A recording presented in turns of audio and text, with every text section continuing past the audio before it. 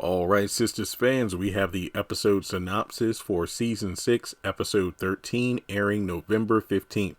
Relentless Pursuit. As Zach and Fatima struggle with the fallout of custodial care, Sabrina and Maurice discover their fate.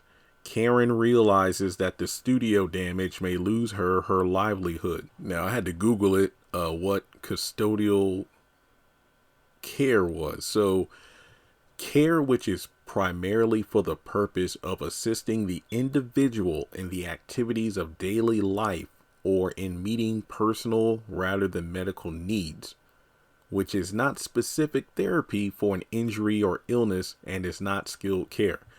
So if I'm not mistaken, based on this description, this could be in relation to Michael. That's the only thing that makes sense to me, because remember, Heather mentioned how I think he's a little slow because he's not potty trained and he doesn't talk. Basically, because he's been neglected for the first 3 years of his life, he most likely hasn't developed certain motor skills, the ability to communicate or use the potty.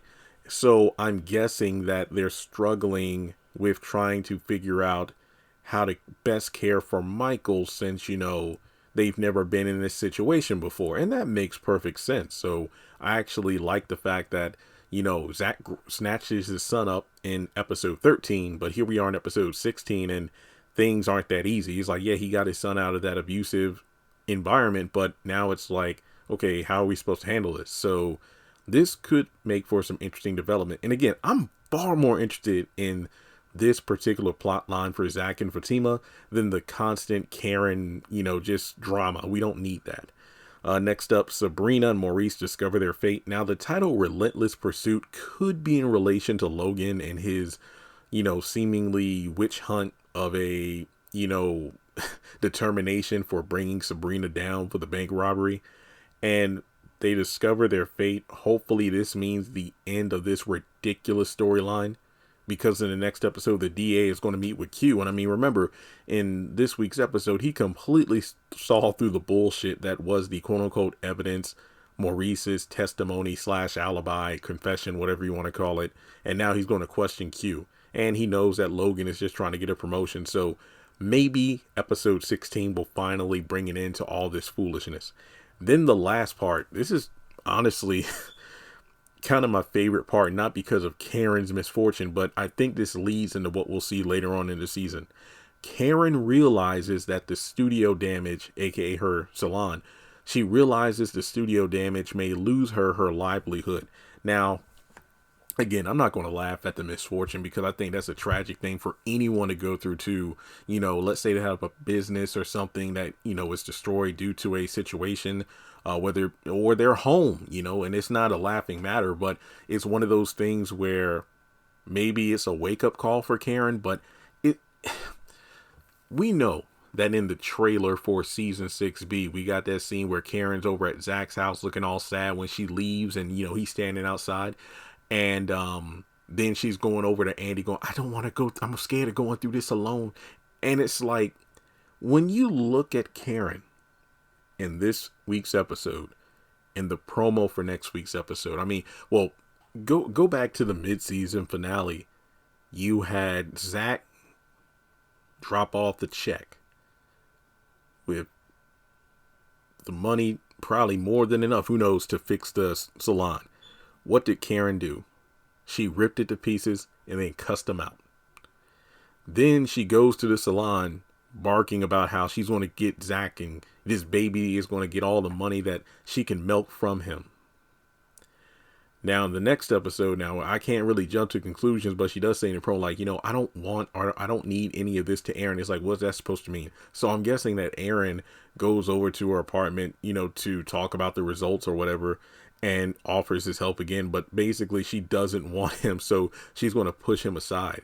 So I guess it's going to get to a point where she finds out that, Jason Weaver, his character is going to come in as like a contractor or something to give Karen an estimation on the damages. So when she finds out how much that amount is, now she's going to be looking all pitiful. But it's like, you a damn fool, because everybody who's offered you assistance, you kicked them to the curb, you cussed them out. So now you're going to be walking around all sad like, I don't want to go through this alone. What am I going to do? Who gives a damn? Because everybody that extended a helping hand, you've basically told them to fuck off. So, I mean, if I were Zach, if this was his child, I mean, I don't know who would, be willing to be like I don't know exactly how this would go, but let's say they go to court or something, and Zach, and I'm going to be completely honest here. I have forgotten whether or not Karen signed those documents, because I feel like there's just been so much paper shuffling between Zach's, preliminary child support guidelines, if you will, basically the agreement that Karen is supposed to sign.